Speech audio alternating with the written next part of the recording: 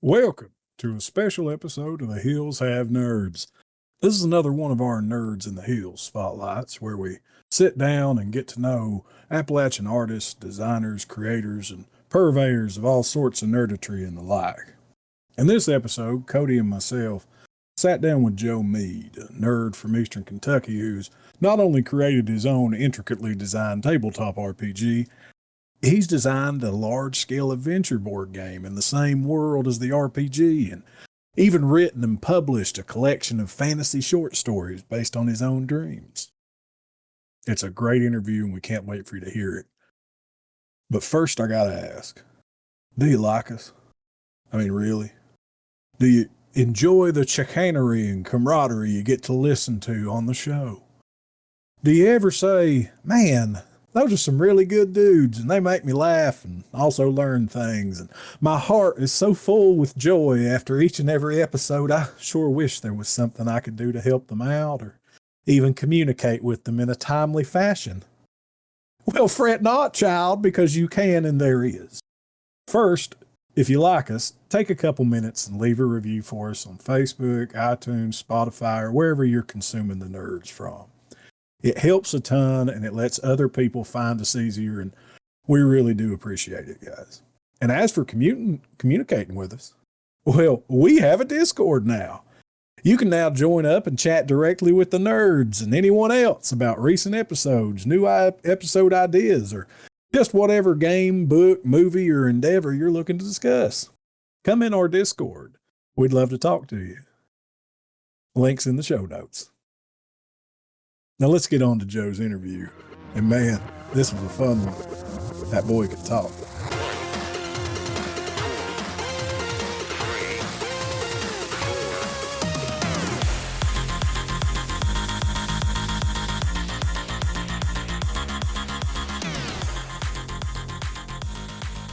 Hey, welcome to another special episode of The Hills Have Nerds.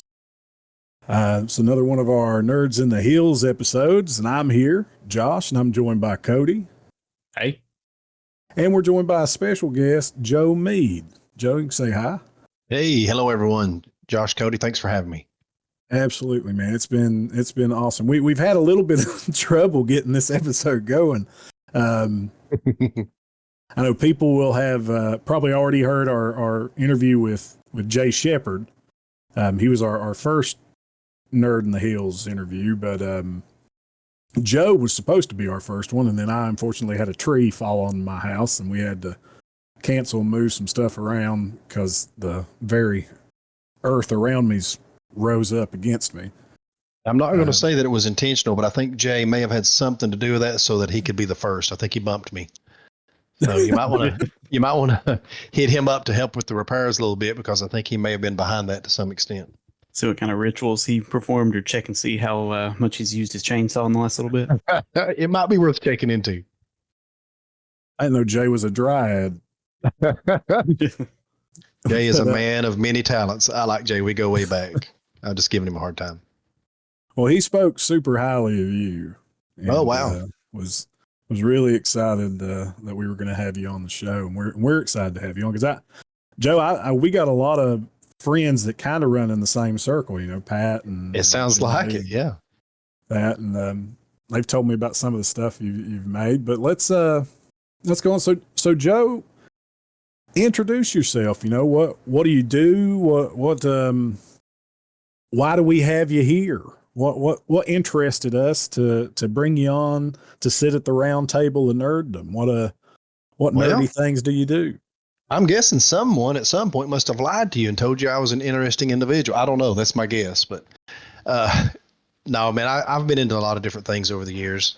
Started, probably where the things really took root and got me going into the fantasy realm would be around 1985, I guess. I had an older brother in the military who apparently had got into playing Dungeons and Dragons with some of his military buddies and had brought some books in with him one time when he came in, and he was always my idol. He's my older brother, and Randy, and he took me and a couple of my cousins. I was probably just about 11, 12 years old at the time, and he let us create some characters. Of course, we didn't really much know what we were doing, but the long and short of it was he was going to take us on a quote adventure. So never seen it before, had no idea what it was about. But I always liked storytelling. I always liked, the whole make believe fantasy world was always something that interested me, but I never had any real formal experience with it until that session. And I can still remember much of it pretty vividly to this day. And he took me and my cousins on our first grand adventure, and I was hooked immediately. When it was over, I was just stunned. I couldn't believe it. It was a game that involved make believe and storytelling and fantasies, and all the things that I enjoyed all came together into a format that I just fell in love with. And so from that point forward, it just kind of kept growing. Right, me getting into writing short stories and writing my own adventures. And of course, it didn't take too long after that introduction that I started running. I wanted to get the books and learn how to run Dungeons and Dragons myself. So that was my beginning, and I've ran countless systems since then. So I guess to summarize, big role player, big into writing, creating. I've wrote my own book of short stories and always loved storytelling. I always loved the creative process. I like to see folks sit down and play or enjoy something that I've had a hand in creating, whether it's just an adventure or my own game. And I've done a bit of that as well. We can get into that, but I'll pause for you all to interject, because if I don't slow down, you won't get a word in. Oh, you're good, man. Keep it going. It's nice to not, be the driving force behind it and let somebody else take the airway for a little bit. Yeah. Yeah. So what edition of D&D did you start with? Just the red box, man. Oh yeah. Yeah. Red box. I'm a little younger. We started with 3.5. Oh wow. Yeah. Into it. Yeah. Yeah. I'm going to guess I'm considerably older than you then. The first tabletop I ever played in general was Call of Cthulhu. So yeah. Oh wow. Okay. It's 7th edition. Yeah, and it wasn't even. It may not have. No, I'm gonna say it was 7th, but it wasn't the one that you ran, Josh. It was another friend I had ran a campaign, or I guess it was a one shot that I played. But that might have been 6th edition then, because 7th edition. 7th edition has been out for about 4 or 5 years now. Okay, I'm gonna say it's probably 6th that I played then, because this was what time I was still working at Page 3, so this would have been about 8 years ago. It's babies. Yeah, man. I wish I felt that way. I had to get up at like 4 a.m. today for work, and I'm running on fumes, brother. Oh boy. Trying to be high energy, and it's coming few and far between. Man, I'm not high energy on a good day. So Joe, we got told, and I was actually told about some of the stuff you created before we ever decided to do these interviews. Pat, like I said, Pat from episode 2, any of our listeners would recognize our GM Pat from episode 2 on Tabletop RPGs, who was our guest there, as we talked about the history of Dungeons and Dragons and Gygax and Wizards of the Coast and all that stuff. Pat had told me about your board game, Omens of Destiny. Yeah. And I'm super interested to play it. I'd love to play it sometimes. I'm just there's so much to play, so much good. I've been watching a ton of reviews on it. It looks really great. Cool. Now, we'll get more into that. I want you to talk more at length on your creative process and where the ideas came from you and came from for you. And glad to. all that. We'll get into that in a little bit. And same thing, you have a tabletop RPG that you created. Yep. That's Mystic Forces. That's right. Right. I'll save it for that. I started to ask something, but I'll save it for a minute. Okay. And your Omens of Destiny board game is set in your Mystic Forces world. Yep, that's correct. Yeah. Okay. Oh, never mind. You answered what I was going to ask. So.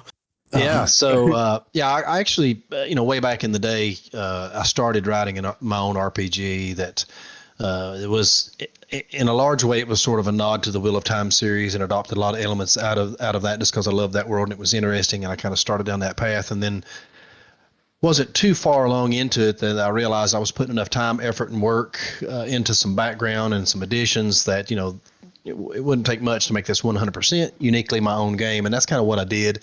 But that's where it got its beginnings, I guess. And long story short, in 2000, I released Mystic Forces, the very first edition of it. And we played it, in circles here locally, and I went to some conventions and sold it. It was in the hands of some distributors and stuff, so it was out there a little bit. Never did go mainstream. I never did get to the point, obviously, where I was competing with the big dogs, and probably never will, but it's a labor of love. It's something that I enjoy and enjoy seeing people play. And then in 2015, I released the second edition. So that's something that came along after many years of playing the original and seeing things like, I wish I would have added this, or it would be neat if I would have done that, and just, added some things in there, added some new races, and just expanded the game, simplified a few aspects of it, and just kind of built on the world that I'd already created. It is high fantasy, so it's a very unique world that doesn't have any of the normal, I guess you'd say, fantasy elements that you'd see in regards to races, magic. It's kind of my own system. Now, some things will sound a little familiar. The Mystic Forces are air, fire, land, spirit, and water, so those elements come into play, but in a very unique way. And the races, there's 7 of them. They're all unique to my world, so you won't see humans, elves, dwarves, those types of things. All 7 races are 100% unique to my world.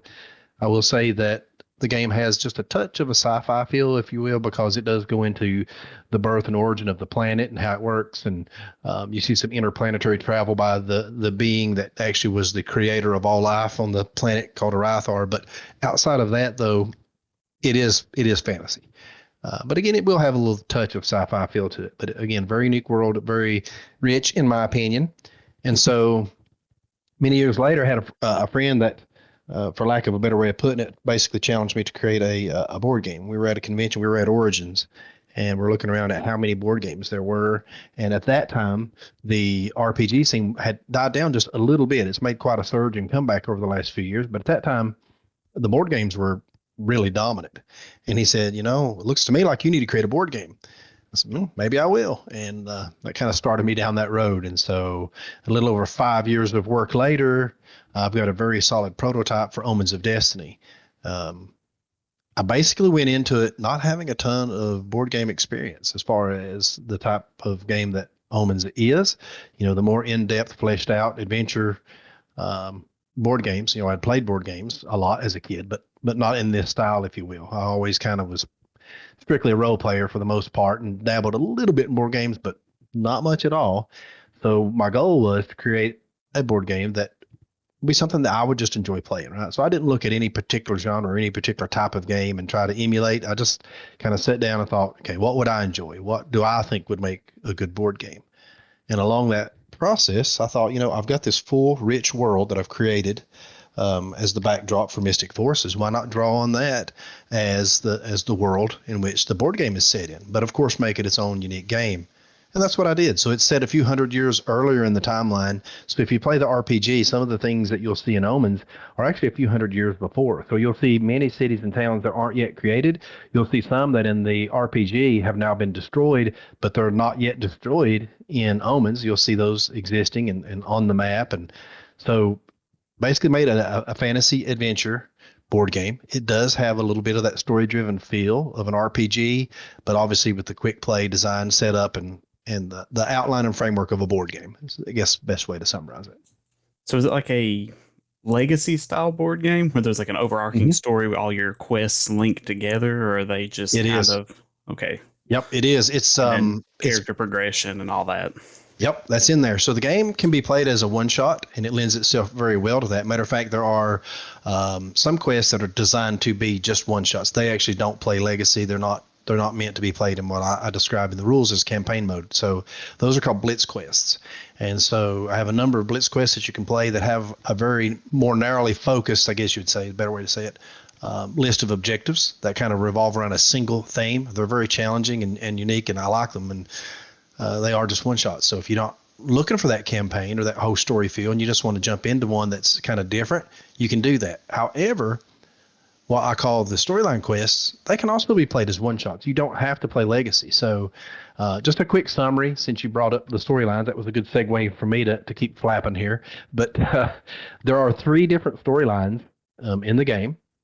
So storyline 1 is when things really begin to go wrong in the realm. And each of the storylines, each of the three, all have a number of main quests within them that start with a beginner. And if you can beat the beginner, you can progress. This is where you can play in legacy mode within that same storyline to the intermediate quest. And then you can go to the advanced and then ultimately to the elite. You beat the elite and you, quote, sort of beat that storyline. But of course, due to the randomization and the nature of the game, it would be different each time that you played it through. But if you can play on the main quest from beginner all the way through to the elite, you can sort of beat that storyline. So there are two other storylines as well. For storyline 2, I describe it as the what if scenario. So what if all of the events of storyline 1 were allowed to play out without the heroes winning the day, without the heroes' intervention and stopping the chain of events that you see in storyline 1? Well, that's what storyline 2 is. And storyline 2 also has a beginner main quest, an intermediate, an advanced, and an elite. But the beginner of storyline 2 takes place a little bit further along in the development of things going wrong in the realm. Again, it's the what if scenario. So you get to see things having progressed and not got stopped out of storyline 1, and now it's got to this point. And so storyline 2 is a little more difficult. The enemy has gotten stronger, things are progressing, things are a little more out of control, and so that's kind of what storyline 2 is. So even beginner of storyline 2 is a touch bit more difficult than beginner of storyline 1, for example. And then, of course, storyline 3 is the same thing. It's the continuation, the what if scenario. If all of the events of storyline 1 and 2 were allowed to be played out and come to fruition without the hero's intervention, this is now where things are. So it's even more serious, more dire, more difficult. And you can play from beginner all the way through to elite on it and try to beat that storyline. And the neat thing, in my opinion, too, is that all of these storylines, as I described, they form a contiguous story all the way through. So from beginner, main quest, and storyline 1 to the elite of storyline 3, they're independent storylines that can be played independently, but they also tie together so that all of those tie together to form one huge storyline. Well, that's awesome. That sounds really cool. Now I want to play Omens of Destiny. Well, we'll definitely have to get you to play. I actually have it fleshed out on Tabletop Simulator. I don't know if you play on there much. We do. We absolutely do quite a bit. All right. Well, I do have it on there. Now, there are a few elements of the physics of the game.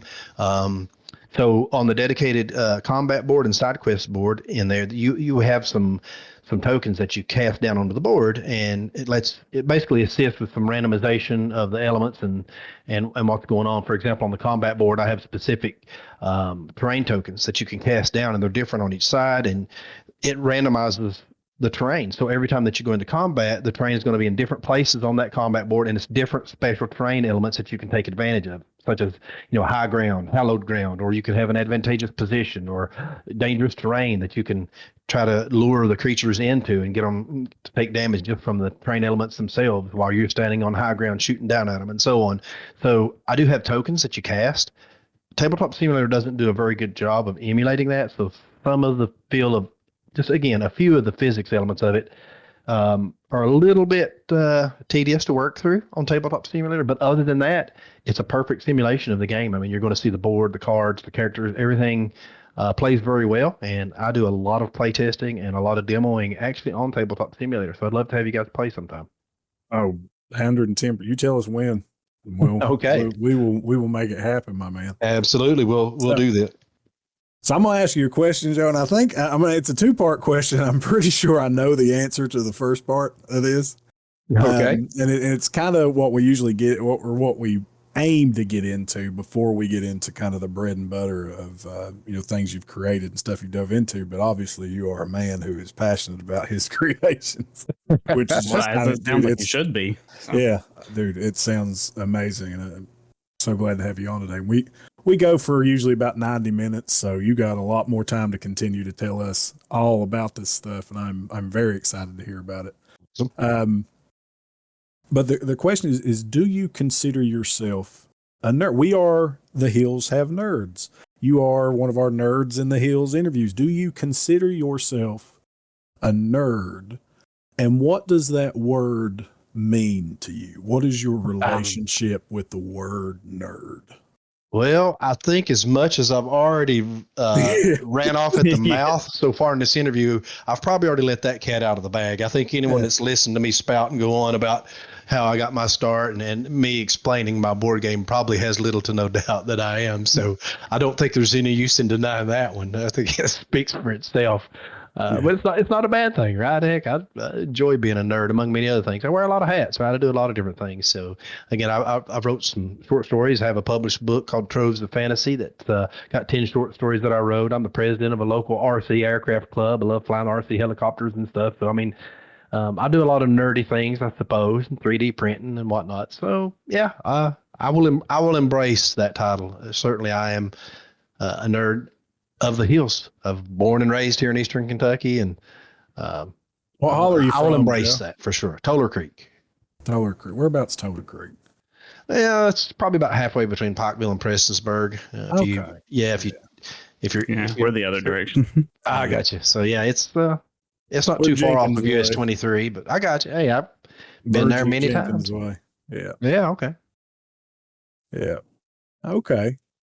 Cool. So what's your relationship with the word nerd? I don't know. I guess you'd have to tell me. That sounds like a bit of a loaded question. What my relationship with it is probably I have been one and have embraced that in some form or another since I was probably 8 years old. More specifically, when I got into D&D, I guess that's when you would say that I hit the nitro boost on nerddom. But yeah, I mean, it's just basically getting into more or less niche things that not necessarily everyone does, and enjoying it thoroughly enough to be passionate about it and kind of get into it and take it to the next level, right? Not just, for example, playing RPGs and enjoying reading a good story, but I have to create my own, right? I wasn't happy with just playing them. I got to get in and try to create my own and get other people to play my game. And so, yeah, I tend to take the nerddom to the next level quite often. So just kind of a follow-up on to that, are there... So we try, again, we're the Hills Have Nerds, and we try to put our own little Appalachian spin on all these wonderful,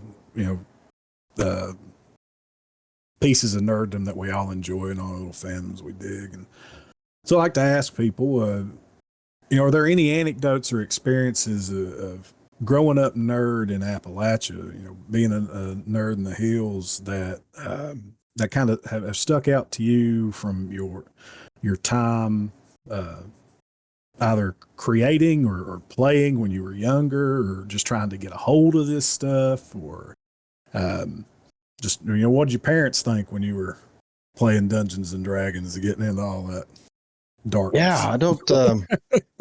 Yeah, I've got some friends that their parents were scared about it, and concerned. They listened to what I will say is definitely very uneducated opinions on the genre and the topics and the games, and were scared about it. But my parents never really did.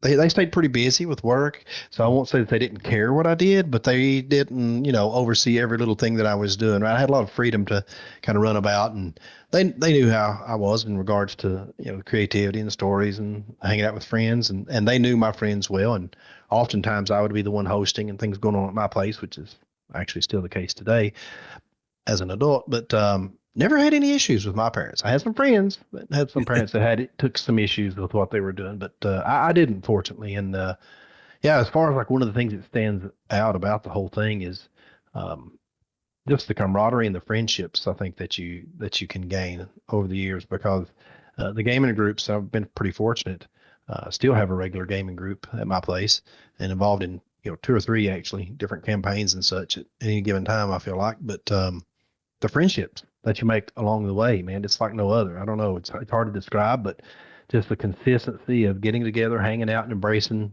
I guess I'll use your title, the nerd, in us here. Yeah. It's created some lifelong friendships, man, and that's. Oh yeah. I don't know. I know there's probably lots of other things that do bring people together, but this has really held me and several of my friends together for, many, many years. I've had a few that's kind of dropped out over the years, but even the ones that did, man, they hung out and we gamed and stayed friends and very close for, 10, 20 years. And I guess I may be showing my age just a little bit here, but now I'm going on, 30 plus years of gaming, and some of the people that I started with very early on, I'm still hanging out with, still good friends with. We still game. So, it's just, to me, good, clean fun that allows you to enjoy friendships and regular social interaction. and it's just hard to beat, in my opinion. Well, Cody and I have played with some people. I don't know if I'd use the term clean fun, but it's fun. Yeah, it's not fun, but it is. It's good fun. I mean, and sometimes I probably wouldn't even put good in front of it. You make a good point. Yeah. I guess it goes off the rails at times. Yeah. You're overall, maybe I should say. Majority of the time, it's pretty good, clean fun. Yeah. You always got the folks that have no clue what you're doing. You try to explain it to them. You talk about stuff, especially when you're telling about adventures that you're having and you're explaining it, and they just get that look on their face like, what are you talking about? It's like, I don't understand what you're talking about. You're acting like you were there. I mean, what do you mean you guys found footprints and you tracked a creature to its cave? I mean, that's not real. How did you track a creature to its cave? I mean, I don't understand what you're saying. And, you're trying to explain it to them. Do you guys dress up and you go outside? Well, no, I mean, sometimes. Some people do, yeah. Some folks do. Lightning bolt, but Jay Shepard doesn't. He had some strong opinions. Yeah. Well, you're going to have to share that one with me because it sounds like I missed out on a good story. I need to go back and listen to the episode. Listen to the episode. He had a good long rant on it. Oh my gosh, I can imagine. But yeah, it's just fun to see the people's reaction that haven't tried it and don't understand it. Listening to you go into such detail and such realism about what you've experienced during the game, and it's just it's fun to see the shock on some folks' face. But yeah, it's a blast playing, and oftentimes just recounting the stories and talking about what you did is as fun as playing it a lot of times. Oh, 110%. I always try to sell, because again, Call of Cthulhu is my bread and butter, man. That's what I know pretty well inside and out. I've ran the most of. I'll say this: I have keepered. So the keeper in Call of Cthulhu, for anybody not familiar who hasn't listened to us talk about it at length on a bunch of episodes, is the dungeon master equivalent. For everything else, I'm the dungeon master of Call of Cthulhu. And I have ran now I'm probably approaching 350, 400 games of that over the last couple decades. Nice. And I have never once, not one time, Joe, have I been a player at a table of Call of Cthulhu. Interesting. I would think you'd want to sample it as a player at one point. I don't get a chance. I really don't, because when people want to play, it's usually either new players or guys that aren't as familiar with the rule set. My wife has guaranteed me she's been prepping an adventure or a little scenario for us to run through, and she has guaranteed me that I get to play, and she's going to be a keeper, and that is her first.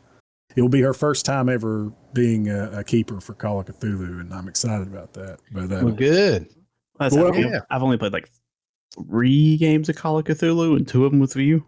So. Yeah.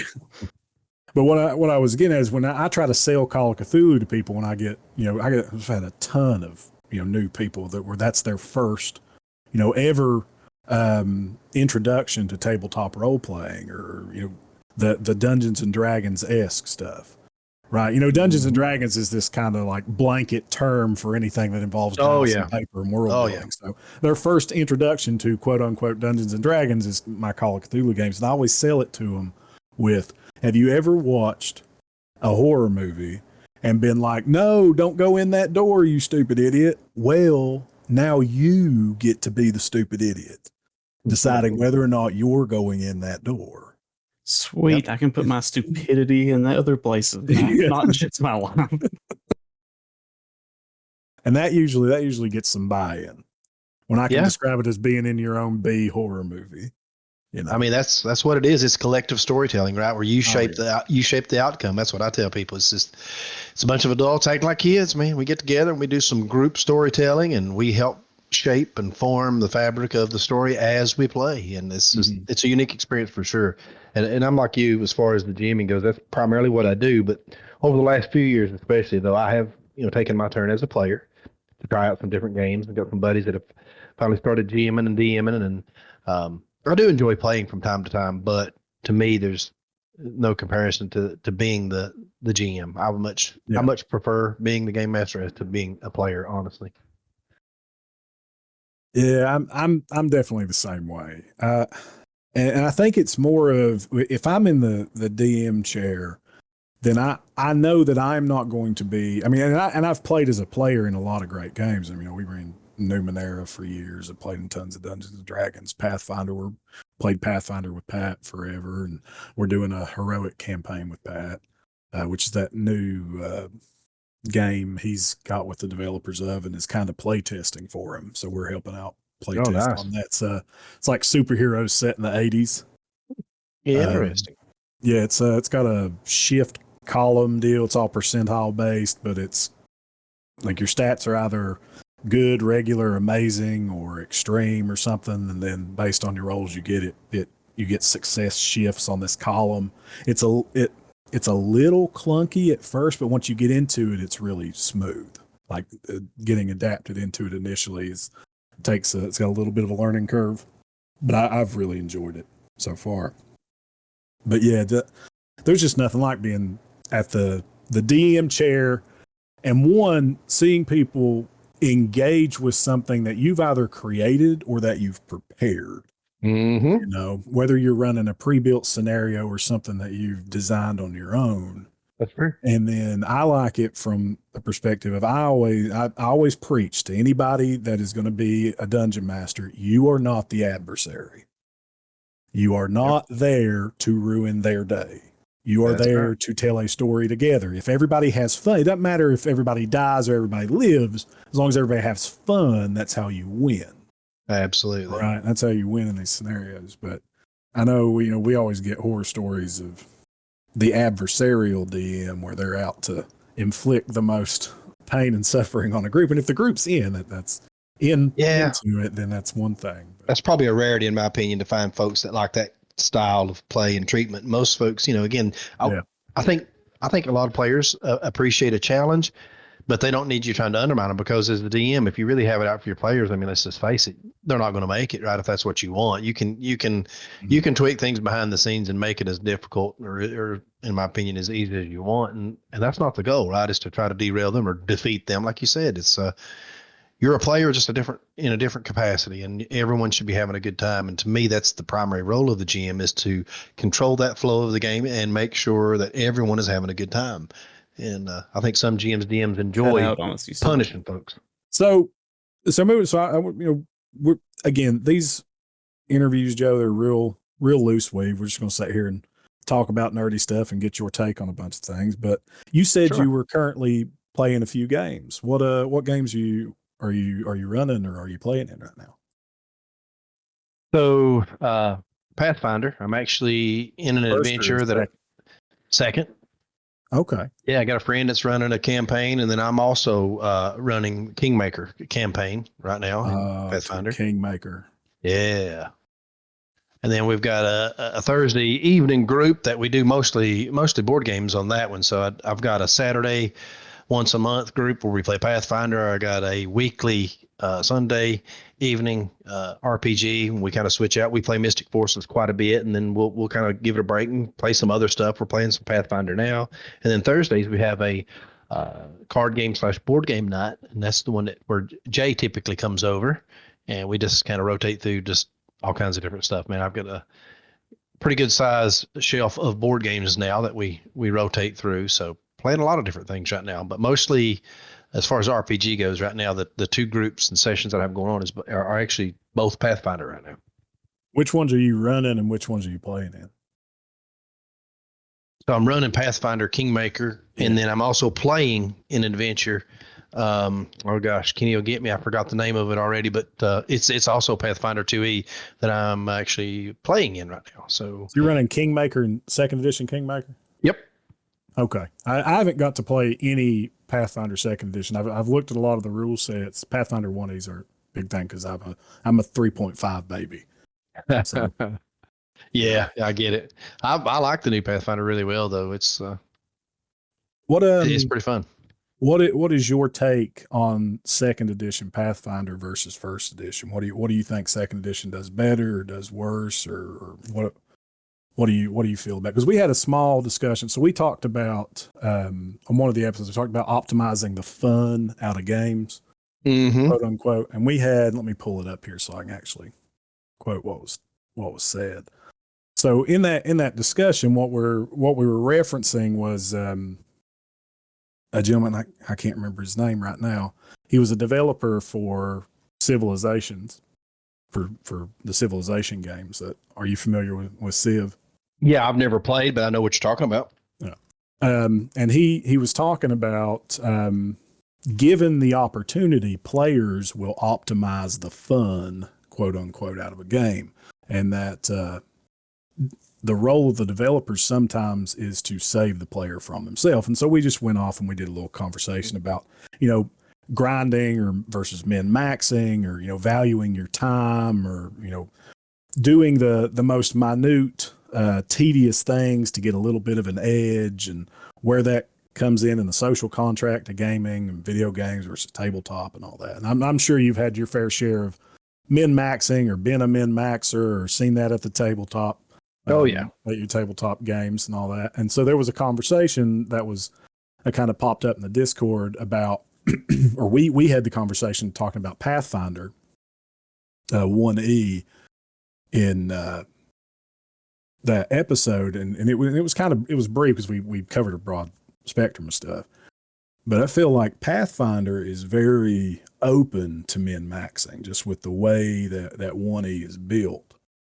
Yeah, I think it's less so in the second edition. Personally, I think it's a lot more balanced. I think they've improved in that realm quite a bit myself. But you're right. You definitely got some folks, man, that they live or die by that. And you can actually optimize the fun out of a game. I agree with that 100%. So, I mean, I understand the min-maxing to a certain extent, but I'll be honest, when I'm playing, a lot of times, I want to get something that's solid, right? You want to find a strategy that's not just ridiculous or is going to fall apart or is totally ineffective, but at the same time, I want to play something that I can enjoy, that I can get behind, that I can feel the role, if you will, right? Something that you would enjoy playing, that you can visualize properly. And so it's not always about mechanics. I mean, the mechanics need to be solid, but there's a lot more to the experience in an RPG than just the mechanics, in my opinion. So the flow, the visuals, a lot of things come into play.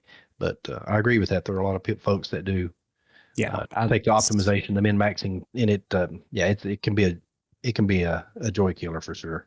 Yeah, I enjoy the story of my character way more than I enjoy the actual mechanics of me dumping numbers out on a paper. Oh, absolutely. And there's nothing wrong with that. And I've got players that are on both sides of that, right? You got some that really seem to focus more on the mechanics and the strategy, and everything else is secondary. And then I've got others that build everything around the theme and the feel and, the backstory, like you said, of the characters. And I guess at the end of the day, it's what allows you to have the most fun. And me personally, I kind of find myself about in the middle of those two, right? I don't discard the mechanics. They're important, but they're not the only thing that exists. So, you got to be useful, right? Like, I want to be able to do something. Of course. Yeah. I mean, there needs to be something that controls and makes things, in my opinion, more than just total abstract, make it up as you go. There needs to be some sort of framework that makes you feel like when you do succeed, that you've done so because you did make some intelligent choices. You made the right decisions. You did build things maybe the right way. So I think, to me, there's some reward in that. But again, it's not only about that. And I think that's very important to realize. And the quote was by Soren Johnson. He wrote it on a blog. Yeah, Soren Johnson. And Sid Meier is apparently Sid Meier, the actual, one of the main developer, was also quoted as using that. But I think Soren said it first in his blog. So I just love that quote, that given the opportunity, players will optimize the fun out of a game. And he's more talking about like playing the game, quote unquote, incorrectly.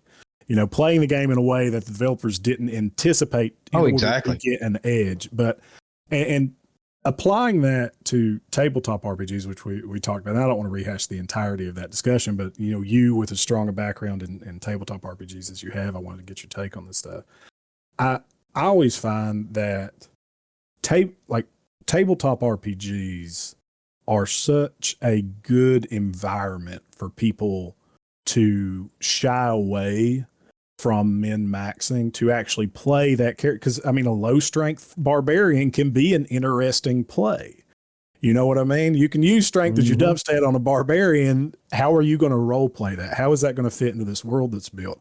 Because these things are so open-ended and the rules are a suggestion, right?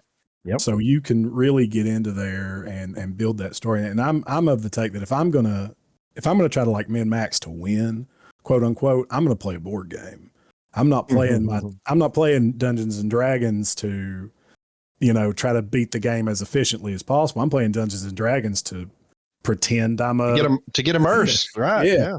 I'm trying to pretend I'm a goblin bard and run around doing goblin things.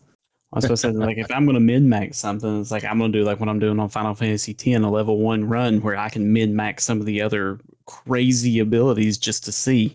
I have fun on like a single player video game where the goal is to actually win. So, but like a tabletop, I'm there for the story. So, yeah, I'm with you on that. And and for some of us, that's changed over the years too. I think some folks over time want to try different aspects and maybe get caught up in one more than the other at different times. So I think maybe there are those I've seen that were all about the mechanics that eventually get to love the storytelling element and get involved and immersed in that and maybe change over time. But I think as a GM, you need to keep all of that in mind as you're going and try to, again, control that flow and keep that happy medium in mind, I think. Oh, yeah. I wholly agree. And it's, like I said, you're a good GM. A GM can make or break a campaign, regardless of the skill level of the players, right? Absolutely. Yeah, so we veered away from Pathfinder 1E versus 2E a little bit. The whole point of that was, do you find that second edition allows a little more character variation to achieve a more effective like there's more variation in effective characters than 1E? Because I know 1E literally, if you're going rules as written in first edition Pathfinder, there are quote unquote correct choices to make. Yeah, I think so. I think everything is a lot more balanced out to where it does steer you in the direction of flavor more over min-max and mechanics. So yeah, I do think, and I have very limited experience with the first edition, so I can't speak a whole lot to that. But just from what I do know, I would definitely say that that's a much improved aspect of Pathfinder 2E and forward. And just the way that some of the mechanics come into play is just very intriguing. And I don't know, they feel very organic to me, right? A lot of it doesn't seem forced, and it seems more of their own unique thing that, to me, it just lends itself very well to the play style that I enjoy. So I definitely think they've made some huge improvements in Pathfinder. So what are your here we go. What's your class of choice? What do you like? Oh, well, I don't just stick with one thing, man. I like to try all of it. I've played, magic users of different varieties over time, and I've played the big two-handed, hit as hard as you can guy a few times. And here lately, I'm playing a guy that's a little bit on the stealthier side of things and loves to wield the bows. And so I'm a ranger, if you will, and so I like the ranged combat. So I'll be honest, I like trying them all. So there's times that I can get a character in mind and I can envision him and his background and just get into it and really enjoy it. And then the next time that I play, I may play something that's 100% in the opposite direction. So I can't say that there's any one that I'm enjoying more than the other because I like to try them all. Do you primarily play do you primarily play like the high fantasy games, your Dungeons and Dragons, your Pathfinder? You played, Starfinder, any of the Star Wars role-playing games, again, Call of Cthulhu, any of the stuff that's either more into like the sci-fi aspect or more into like the real, I hesitate to call of Cthulhu real world, but Dungeons and Dragons is empowerment fantasy. Call of Cthulhu is a disempowerment fantasy. You're playing real people, right? Do you find yourself getting into that stuff more, or are you more of a high fantasy guy? I think for me, I tend to enjoy the high fantasy a little more, but I have played other systems that are a little more based in, I guess you would say, reality and less magic and just a little more real world, if you want to use that term for it. And I do enjoy them. And again, I think the GM will make or break those types of things, but for me personally, I tend to enjoy the fantasy, high fantasy more so, but not exclusively. I have tried other things, and just tends to be not what I gravitate toward by and large. But I've enjoyed the full range, and I've played some games that actually had all three in one. I don't know if you all are familiar with a rather old game by Avalon Hill called Lords of Creation. I don't know if you've ever heard of it. I've never heard of it. Yeah, well, it's an older game and wasn't a lot of adventures written for it. So I ran the ones that were published that I could get my hands on, and then started writing my own. But that's a game that I played a lot of back in the day in my earlier years of role playing, and it actually incorporates all three worlds. So it's or elements. It's got some high fantasy, some sort of a little bit of modern day settings. It's got total futuristic setting, and you can kind of bounce in between those worlds, even within the same adventure module. There's rules and things that actually can move you between worlds, and there's rules for things not working, right? So if you had your laser gun and such, and then you get pulled to a portal and you find yourself in a primitive world, it takes time before technology can acclimate either direction. And so things quit working for a while. So it forces you to use and take advantage of what's in that world. You can't just necessarily bring them backwards and forwards. So they stop working for a while, and you got to figure out what to do to get them working, or just abandon them and adapt and overcome. So in that role-playing game, you actually, within any given adventure or campaign, you may end up in multiple genres and styles: real world, high fantasy, modern day. And so it was kind of all over the place. And I really enjoyed that game, actually. I'm going to look into neat. That. Yeah, we'll link to that in the show notes. So what we try to do is, if anything comes, I mean, obviously we're going to link to all your stuff. And then what did you say the name of your book was, Joe? Now, have you only written one book?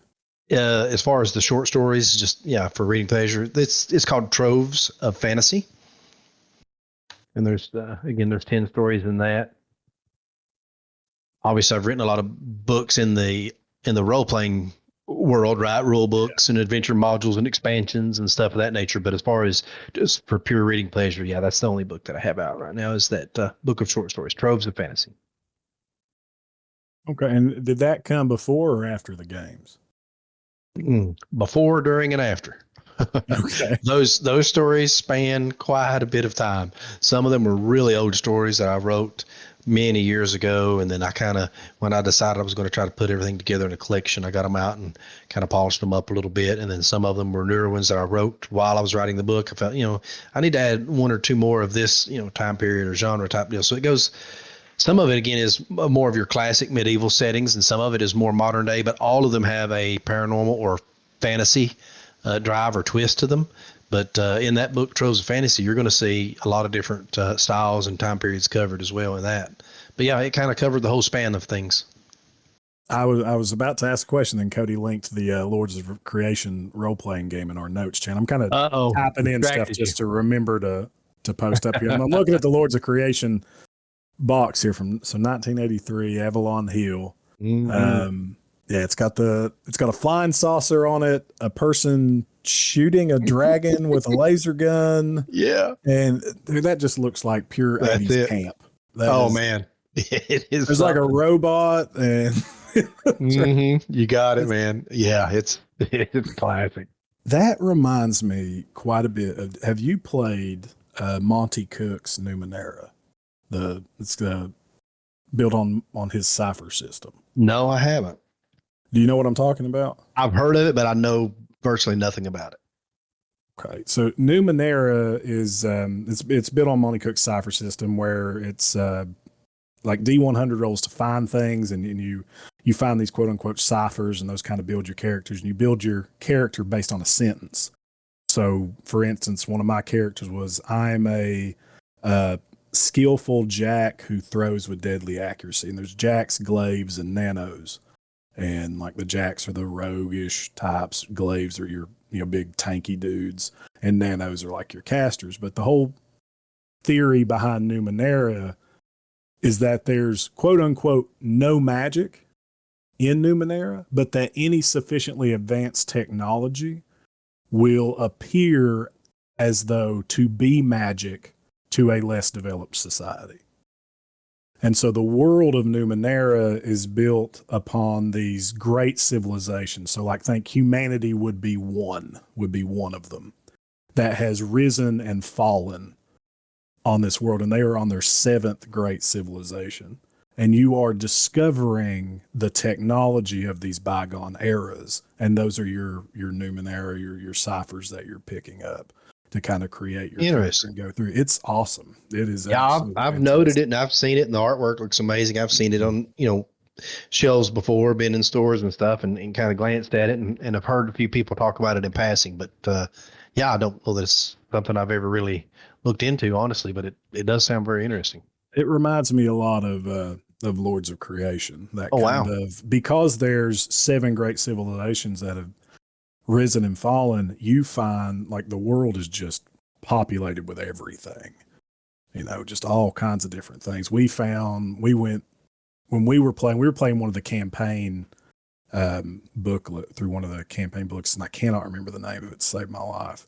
It's been 10, 12 years ago that we played this. But at one point we were inside the catwalk scaffolding of an alien starship. And then we were finding technology from there. Well, the one was like a button that shot rockets and stuff out because you roll on this D100 table for what you find. And it's all kind of randomized as you go through. And then we went from that to riding with this underwater civilization. Somehow we met up with these guys, and they were very like, merfolk-esque, like high fantasy merfolk. So it just kind of seamlessly transitioned from sci-fi into high fantasy and went through. And then we were in this kind of dystopian area of the world that had come across the technology of this other civilization that kind of, was this Fallout-esque irradiated type deal, and it seemed together just so well. That sounds really fun. It was a blast. I highly suggest. And then the your resource system was very different too, and I'm going to try to describe this without butchering it. You had like your strength, your constitution, and your speed. And those were 3 stats that you had. And I don't think I'm naming them correctly. But when you do something, when you make a skill check, if you want to add to that, you pull from one of those pools. You don't have health. You just have those 3 pools. And if one ever gets depleted, you are down. And if 2 get depleted, your character is dead. And, everything in that game does damage to one of those 3 pools. Something interesting.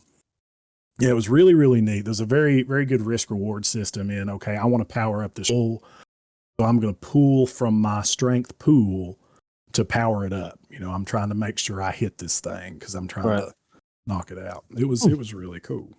Sounds like it has little extra things like the sanity and health in Cthulhu.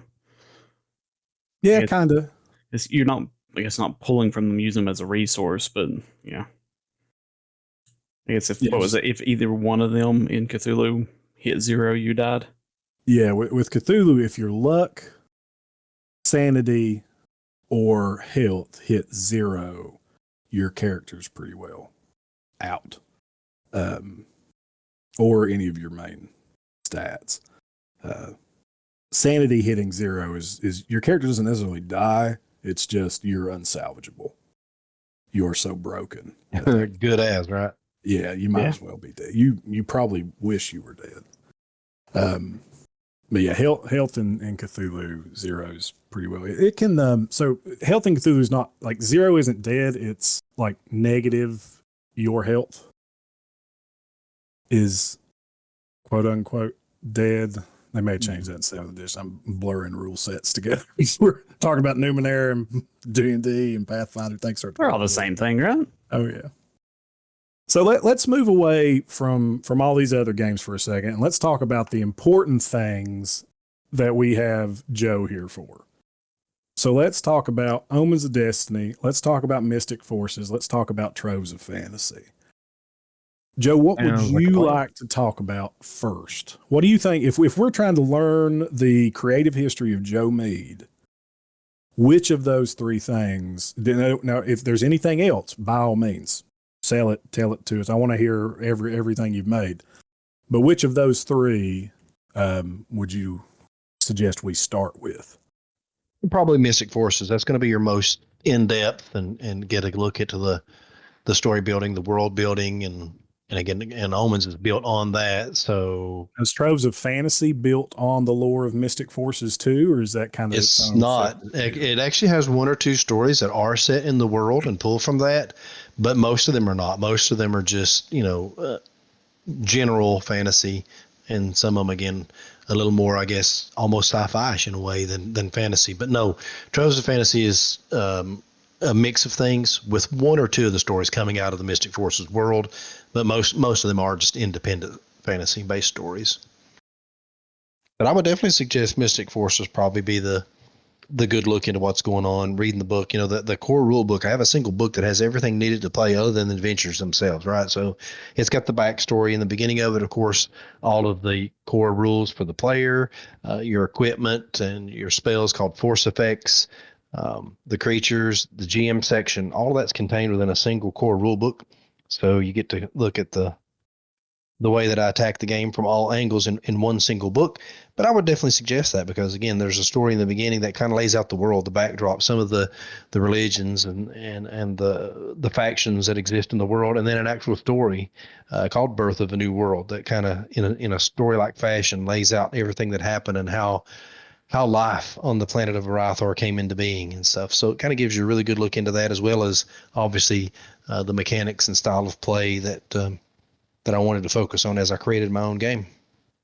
Is it okay if I read? So I'm on the Mystic Forces website right here. And so anybody listening to this, you are going to be able to find links to all of Joe's stuff if this sounds interesting to you, which it sounds interesting to me. I don't think you can be a nerd and this stuff not sound interesting. But you can find links to Joe's stuff in the show notes here of the podcast. And this is all going to be posted on the Discord, on our Facebook. It'll be Joe Week when this comes out. So we're recording this at 6/17, so June 17th. Joe, this will probably go live beginning of July, around the 14th, somewhere through there, when everybody should be listening to this. But you'll be able to find it there. And I want to reiterate, and we do a little intro for these things. We do the interview, and then I record a little intro at the beginning, so we don't have to do all that stuff with you. But I'll say on the intro as well as here is we're not sponsored by any people we have here. Joe has not given us money to feature his things or anything like that. We do this because, one, Joe is a creator in the area we love, and we want to promote and in any shape, form, or fashion we can. Now, the Hills Have Nerds isn't the most prolific podcast out there, but we have some dedicated followers who are into this stuff, and we want to promote you and help that out in any way we can. And also, it's just cool, man. Like, this stuff's just cool. Hey. People should look at it because it's cool, not just because, Joe's a good hillbilly like the rest of us, just because what Joe has made is neat. And so, Joe, do you mind if I read the first couple paragraphs of your Mystic Forces? Oh, absolutely. Go ahead. Here? Sure. All right. So this is Mystic Forces 2nd edition. This is Joe's tabletop RPG. And I'm on the website, and this is kind of the blurb about it, I guess the dust cover pitch of it, or what is it? The dust jacket. Mm-hmm. You got it. You are Shinkai. Did I pronounce that right? That's very close. Shinkai, a little bit of extra on Shinkai. The E at the end, but just close enough. It's close enough. You are Shinkai, gifted with the ability to control the 5 mystic forces with which you can learn the art of conjuring to do battle with your enemies. Learn the art enchanting and harness the powers of mystic forces to create your own magical items or transform yourself into a dragon knight, a powerful dragon-like creature capable of flying and performing lethal breath attacks. It is now the year 600 AA. And with the growing threat of the corruption, the race to reactivate the once mighty spires, which have the ability to heal the land, is in full flight. Kings of all lands are pouring their resources into the restoration of the defenders and the fight against the corruption. Many fear the fate of Orythar is set on a path of annihilation, and that the mounting hordes of corrupted creatures are an unstoppable foe. But with the rebirth of the Shinkai, events are bound to change. The land may yet fall to the corruption, but not without a fight. Not as long as you, Shinkai, still retain hope. That's neat. That's just cool. I like it. Well done. Well done. Thanks, man. I like it a lot. Yeah, basically there is a very, very small percentage of the population that have become known as Shinkai. That's the term for the individuals who have the ability to sense and eventually gain control of and wield the mystic forces. So the way that the mystic forces actually work in my RPG that unlocks the magic is that as you gain control of each one, it unlocks basically what spells that you can conjure. They're known as force effects, right? They're effects from the mystic forces known as force effects. So let's say, for example, that you gain control of fire, and it's up to you which one that you learn to control first. And when you create your character, you'll choose 3 of the 5 that you're fully attuned with. That'll be the 3 that you learn first. You can't learn the other 2 until you've gained control of the 3 that you're fully attuned with. So it kind of dictates a little bit about, what in the end you're going to be able to conjure in regards to what style of magic. Is it going to be more offense oriented? Is it going to be more for just maintenance type force effects, or will it be healing related? Or so there's different styles. There's a little bit of everything in there. But let's say that you gain control of the mystic force of fire. Once you control it, you permanently control it. Now you can increase your knowledge in it. And as you increase your knowledge in any of the mystic forces, it bumps up basically your abilities. It makes the things that you conjure with it more powerful. They can do more damage. They can have a longer range. So you always keep growing even within the mystic forces that you learn to control. But let's say that you control fire.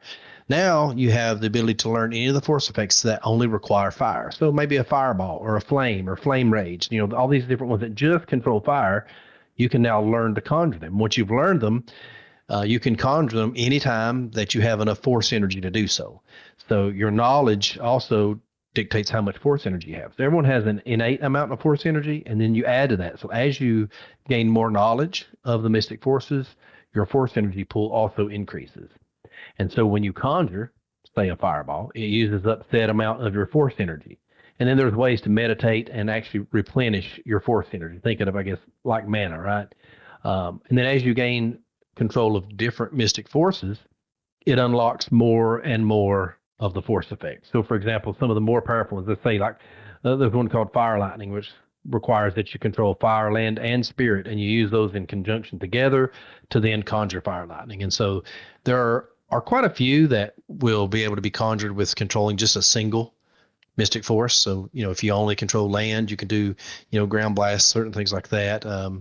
Just air, you can do a wind missile, and there's teleportation, there's, air shields, there's all kinds of stuff. And then there's lots of them that require 2 or more, and some even that require all 5 of the mystic forces. There's also many forms of magic within my game. So there's conjuring, which is essentially drawing in upon the mystic forces and conjuring them into a force effect, turning them into lightning, a fireball, teleporting yourself, whatever. And then there's what's known as rune magic in the game too. So when you get into rune lore, as it's called within my world, you can actually draw runes in specific patterns with a special type of rune ink that allows you to conjure the mystic forces into the rune as it's drawn. And there's a whole series of those that each do different things. And the neat aspect is that you can actually chain those together and use them in combination with conjuring to come up with totally unique ways of using magic within the game. And I can give you some examples that if you want here in a moment. And then there's also alchemy. There's a whole alchemy expansion in the game. You can actually gather ingredients and create and make your own alchemy products. There's 3 stages of alchemy. Stage 1 is the mundane that pretty much anyone can make. If you've got the recipe and you know how to mix it together, you can make it.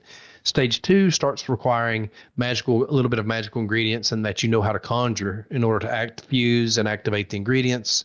And then stage 3 alchemy is the most dangerous and volatile and powerful of the 3 forms of alchemy. So I have basically conjuring, you've got rune lore, and then you've got alchemy in the game. And then there's actually some subtle variations in between those two. So lots of different types of magic that you can learn to wield. Very, very magic rich game. Okay. This gives me a lot of like Eastern mysticism vibes in it. Especially like the Shinkai and the, yeah. I mean, is that on purpose? Like, is that no, not really? That you but I can see that. Yeah. I mean, I think when we talk about the powers of the elements, I either think Captain Planet or like Avatar. So it's yeah. Think of that with just like a little, I guess, a more serious and dark twist to how it works. Because actually, I've had players that have lost their characters trying to control the Mystic Forces. It's dangerous. So you can actually die trying to gain control. So when you make a test, if you fail the test, you take damage. Depending on how many points you missed controlling it by, it actually can consume you. The Mystic Forces, if you try to draw them in, they can get out of control and they can kill you. They will consume your life force. So it can be very dangerous trying to learn to control them on your own. So a lot of folks will wait until they're in one of the factions. Basically, it's a military organization known as the Defenders. And they are dedicated to finding and training Shinkai how to properly utilize the Mystic Forces. So a lot of times you'll wait until you're in one of those places in the game where someone has the ability to heal or even resurrect before you try to gain control. But, sometimes you're in the adventure and you're out in the middle of nowhere and you don't have anyone that knows how to resurrect, can barely heal, but you need to gain control. There's things that you need to be able to do for survival that if you could control said Mystic Force, you would be able to learn how to do this and can get there or whatever. We call that risking it for the biscuit. It is, man. You have to risk it for the biscuit sometimes. So yeah, that's in the game too. So you've got those folks that, man, I'm going to take a chance. I'm going to try to gain control of, spirit or whatever. And you could die trying to gain control of the Mystic Forces. So it's got a dark twist to it in some places. We call that he probably can't, but it's going to be really cool if he does. Hold my beer and watch this. Yeah. And the thing about it is there's a little bit of a window of when you can try to gain control. So there's a minimum amount of knowledge that you have to have in any one of the Mystic Forces before you can attempt to gain control. And you can go well past that minimum before you try. So a lot of it depends on how many points are you willing to, I won't say waste, but invest, I guess you would say, before you try. How do the players gain the points and the knowledge? Just by using their abilities in combat or in well, that's a good question. So there's actually two types of points in Mystic Forces. So there's advancement points and there's character points, and they work totally different within the game. So you earn advancement points for meeting quest objectives and for defeating foes and such. So you kill this corrupted creature, this monster, he may be worth 10 advancement points. So everybody earns 10 advancement points when he's defeated. You may have a goal that requires you to deliver this, get to here, save this person, do whatever. Those are almost always worth advancement points as well. So again, completing quest objectives. Yeah, exactly. So you earn advancement from that, but there's also character points too that you earn along the way. Character points usually are also awarded in much smaller increments for meeting quest objectives. You don't get character points for killing creatures, but certain objectives will also give you character points. But more importantly, character points are generally rewarded for individuals who sort of think outside the box. So if you do something very creative with the Mystic Forces, or a situation where you just really put yourself out there and you try, almost like you said a minute ago, you probably can't, but if they do, it's going to be really cool. When you kind of get yourself into that mode where you're thinking outside of the box and you're trying to do really creative and unique things, that's when the GM rewards you with character points. And there are certain things within the game that can only be bought with character points. Most things, the economy is driven by character points. And it's not a level up system. So it's a point buy and point progression. So as you earn advancement points at the end of every session, you can turn around and spend those advancement points or character points if you have enough to do something to increase your character, whether it's raising attributes, learning talents, gaining control of Mystic Forces, learning force effects, whatever. There's almost always something at every session that you can do. Now, if you want to keep buying the little bitty things, or do you want to wait a few weeks to get this bigger thing? I mean, that's up to you how you spend your points, what direction that you want to drive. Do you want to focus on magic first and physical stuff later, or vice versa? It's all up to you. So it's really open-ended in regards to how character advancement occurs within the game. But yeah, there's two types of points that you earn them for different things. They're spent as you get them, and it unlocks a host of different abilities throughout the game that you get to choose what has priority. So do you have systems in place of what should award such, like, the players defeating something like this may award 10 points, and I don't know the values, or is it just kind of GM discretion, or No, there's guidelines for all of that. So in the creature section of the rule book, you'll get the guidelines. It'll tell you what the average is 4, and you can actually tweak the creatures. So the rules actually allow for you being able to nerf or boost creatures and change that, but it gives you what the expected average is for any given one. And then the adventures themselves too, they give you a really good framework for writing your own, but they'll give you a lot of suggestions of what may be worth what, and if they do this, it's worth so many. And so, yeah, all of that is definitely spelled out in the rules. There's liberties that you can obviously take. But yeah, there are guides built into the rules of the game to allow you to, yes, give appropriate awards of points, whether it be advancement or character points. What kind of dice system do you use for the game? So Mystic Forces uses the full range of dice from the 4 through the 20. So you'll use all of them. There is a special emphasis on a D12 in my game. It's not a D12 system. It's not like a D12 version of a D20 system, but the D12 does play a special part. And I kind of like to describe it to people as the sort of the wild card, if you will.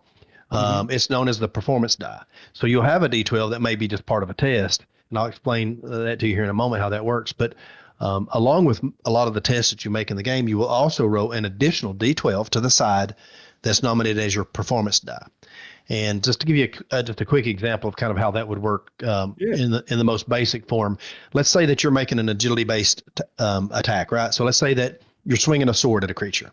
Swinging a sword is an agility-based action.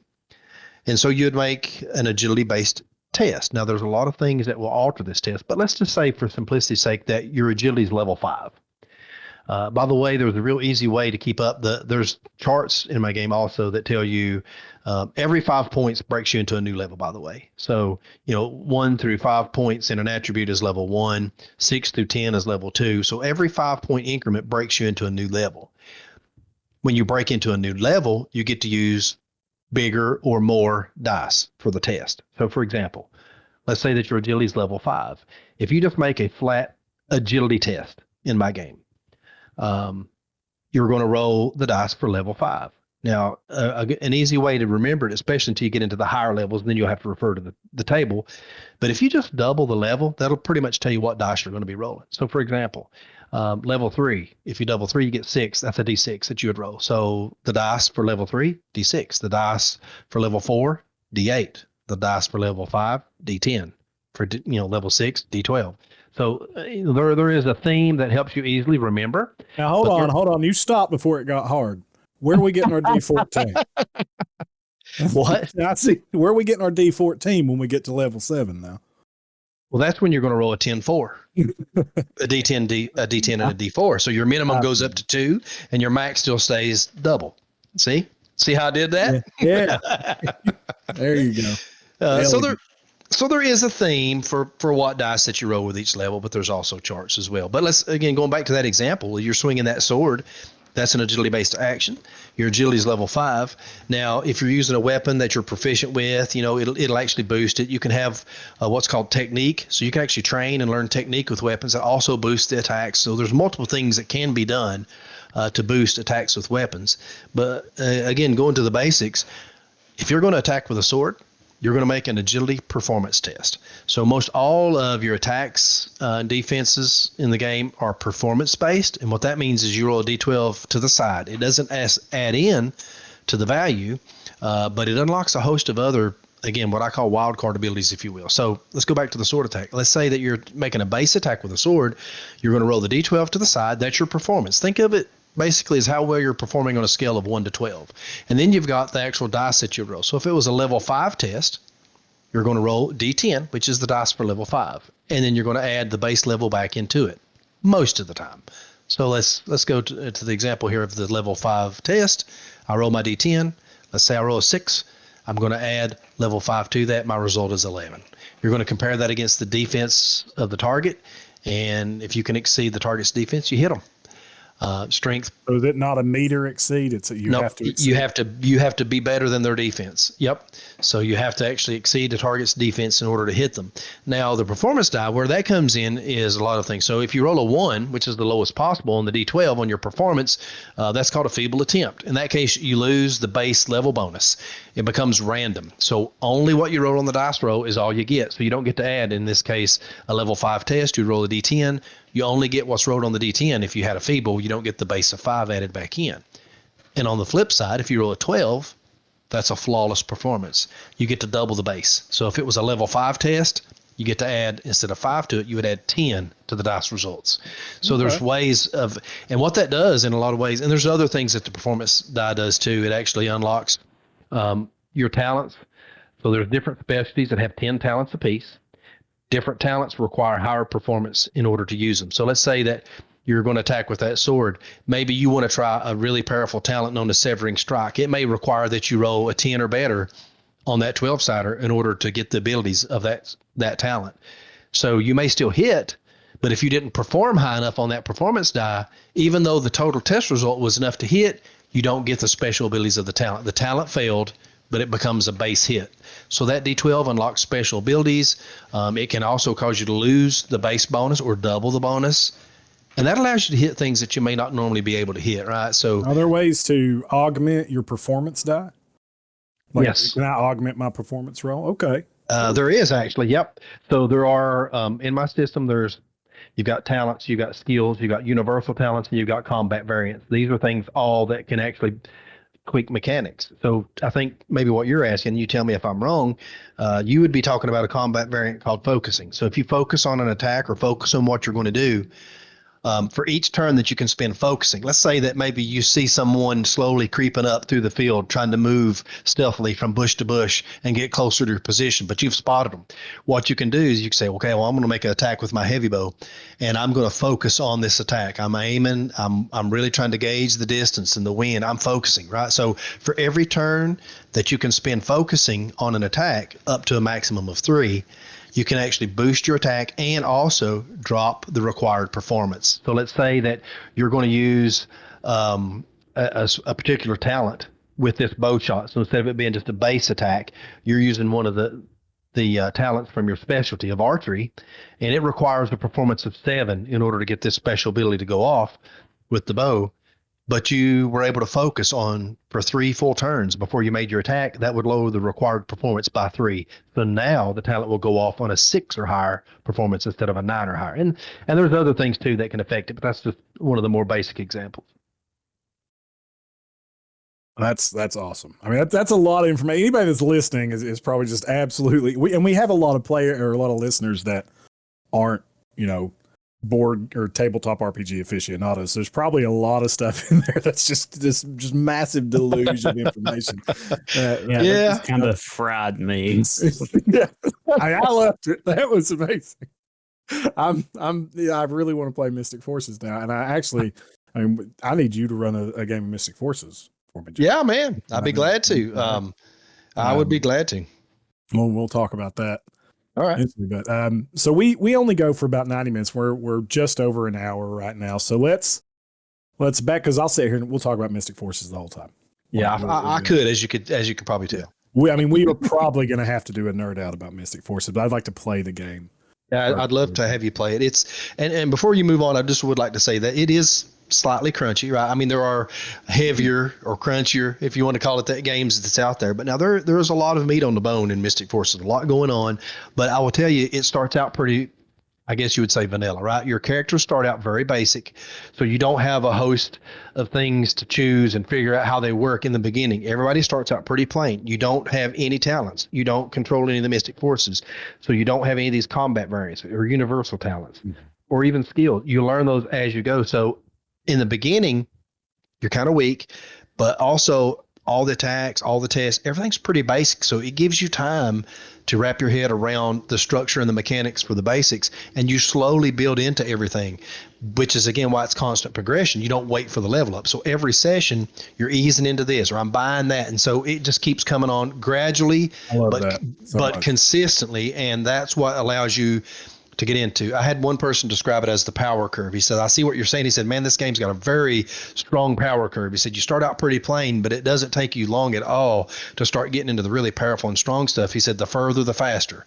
And that's a good way of describing it. So it starts you out really plain so that you can kind of learn what's going on without being overwhelmed. And then as you play, more and more and more things keep building and getting added on and growing. And before you know it, you're taking advantage of all these high-end mechanics and lots of paths, if you will, to strategy and victory.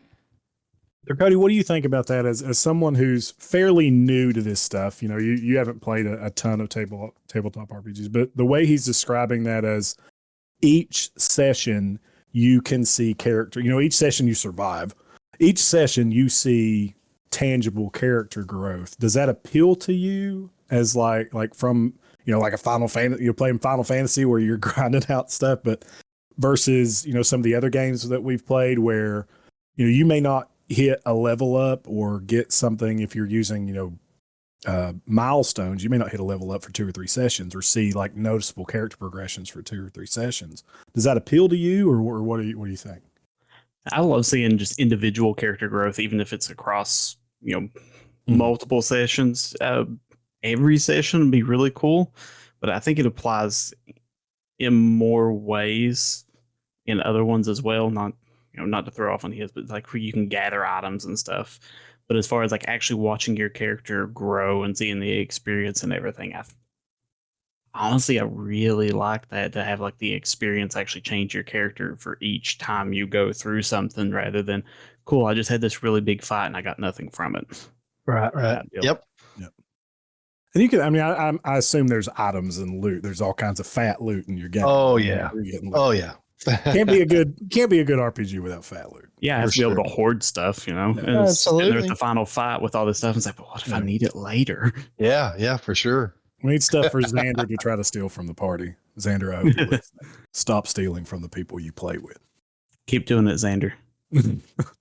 All right, let's move on from Mystic Forces. That was a lot. So everybody go back and listen to Joe talk about Mystic Forces 3 or 4 times. Get all of that. I'll probably need it. That was a lot and it was awesome. And I, again, will spend the entire time talking about Mystic Forces. We got about another 30 or so minutes. Let's talk about, I want to talk about your book. Like we got into Omens of Destiny kind of heavy at the beginning of the episode. And it's, I really want to go into that, but I want to know more about Troves of Fantasy. So what, I have it pulled up here. Because we did a whole episode on literature and our favorite books. We're all, you know, there's nerds of all different types. You don't have to just roll dice to be a nerd. You can be a literature nerd. You can be a, you know, an RC plane nerd. You can be a LARP nerd, like whatever have you. So true. So Troves of Fantasy, riveting collection of 10 short stories. Joe Meade tells the tale of immersive fantasy adventures filled with engaging characters. Troves of Fantasy comprises all the elements of fantasy from classic to modern. Inspired by some of the author's own dreams, the book brings readers to fantastical worlds of drama and action, sans the long form of a full-length novel. If you want a quick dose of fantasy fiction, this book has you covered. So, inspired by some of your own dreams, can you give us an example of like one of the stories? Or, I mean, that's interesting. As someone who my wife constantly tells me, I don't understand how I'll wake up and just regale her this massive long form dream I just had, and she'll be like, I don't know how you remember all that or what you just said. And I think that kind of lends to the DM personality, right? But yeah, I mean, tell us more about Troves of Fantasy, if you don't mind, to give us some examples of some of the short stories that you have, or one of like some of your favorites to write or. I'll be honest, it's hard to pick a favorite. I have people ask me that all the time, and I don't know, it's really tough. But I tell you, as you may have noticed there from reading the back blurb, one of them did come straight from a dream. I tend to have lots of very vivid dreams. Sometimes they're a little more complete than others. Sometimes it's just chaos. But I had one dream that really stood out a lot. Now, because I don't want to ruin it for anyone that gets the book and read, I'm not going to tell you the details about it, but I will tell you that Lady Death in the book, when you read that story, it is based entirely on a dream that I had. I had a dream that when I woke up, I was like, that was amazing. And I said, you know, it had all the elements. It had the proper start, beginning and end of a story. And I said that would make a great story. And I ended up doing just that. So I changed some of the names, obviously the characters and such, around a little bit in that story, but the entire plot, the story from beginning to end, and it's actually one of the shorter stories in there. But it came directly from a dream that I had. And so I guess maybe that might be one of my favorite, just because of the unique way that came about. Sometimes I'll sit and think what would be interesting, or I'll have a little snippet of an idea of a character or an ability or something that happened to them in their past, or what I would like to see them do in the story. And I'll kind of expand and build out around that. But this one was 100% inspired by the dream that I had from beginning to end. So Lady Death, that's a good example of, I guess, That's one of the name my the favorite. story? Okay. Yep. Now do these pull from anything local, or are they just like from dreams? Are they very high fantasy? No, it's any just of them set it's in the all over hills or anything like that? No, not really. There's nothing that's set in a specific, like an experience or environment around here. It's just crazy stuff that I pull out of my brain, right? Things that I think would be cool or make for an interesting story, and then I just kind of start running with them and building on them. So I can't say that they're inspired by specific people or events necessarily native to this area. It's just more or less just weird ideas that pop into my head, and I flesh them out. Sometimes it's the best way to go about it. I mean, it's kind of worked for me for the most part. So that's kind of what I do. There's no necessarily strict rhyme or reason to it. It's just, again, a thought or an idea or something kind of pops in that sounds really cool to me. And I think, how could I incorporate it into the story? What would be a good theme, or how would that fit into a full story, and start working it? That's awesome. Yeah, Lady Death, for example, it starts out, surrounded by a group of friends, and we're having dinner, and in a tavern together, and a lady walks in. She's wearing a cloak. Her hood is pulled over, hiding most of her face. She's got 2 or 3 very strong and armed bodyguards that accompany her in, and she walks over to a table. Everybody, stops. The room goes hush, and people are kind of looking and pointing out to her and whispering, that's her. It's Lady Death, talking about her. And I look up and I know who she is. I see her go sit down. She's very well known. And this is just a little teaser for you there in regards to Lady Death. But she has the ability to, when she's near someone, if they're going to die soon, she can sense it. And more importantly, she can also see and know exactly how they're going to die, and pretty close to the amount of time away that it's going to be. And so I'm sitting there, and it's like a big deal. She's so popular, everybody knows her, and she's kind of feared too, and respected and feared for what she does. And a lot of people tend to avoid her for obvious reasons. And so I'm talking with my friends at the table, because I'm actually the protagonist of my own story, because again, it was my dream, and it's wrote from that perspective. So I'm sitting there and we're eating, and I look up and she's staring at me, and she's got this just horrified look on her face, and just feels so bad for me. I can see it in her eyes, the sympathy, the pity that's in her eyes. And I look up and I lock eyes with her, and she was staring at me, and then she quickly turns her head away and tries to break eye contact. And I feel the cold chill run over me. And I'm like, oh no, I knew she saw something. I just knew it. And so I'm just kind of numb, and I stand up, and I have to know. So I slowly walk over to her table. She hesitates, but she does look up at me. And I asked the question. I said, you saw something, didn't you? And she slowly shakes her head, yeah. And I said, it was me. I'm going to die, right? And she slowly shakes her head, yeah. Oh my gosh. And then I asked her, I said, when? And she's like, today. I said, are you kidding me? And I just remember all the thoughts rushing through my, I can't believe this is the last day of my life. And I got so much to do. Yeah, so many things I wanted to, and then of course the next question, how's it going to happen? And she tells me, and I won't tell you, but it gets very interesting from there, because the next thought is, okay, if I know that it's going to happen today, and I know how it's going to happen, I can avoid it. And so it kind of progresses from there, trying to beat the system and beat Lady Death's prediction. But anyway, you'll have to read it to see how that one ends. Good deal. We'll and we're going to link in the show notes to where people can get your book. Well, if that sounds interesting, which again sounds amazing. There's another author that we know, Kenny Harris. Are you familiar with him, Joe? I don't recognize the name. We've shared a couple of his books on. I think I want to try to get Kenny on for one of these to talk about his books. He's from over Sookie's Creek way. Okay. On the show. So Kenny, if you listen to this, I'd like to have you on the show. So reach out to me and let me know if that's something you want to do. And if it's not, then, keep it to yourself, kiss my ass. But I'd really like to have you on the show. Anyway, This is the Joe Meade episode. Okay. So we talked about Troves of Fantasy.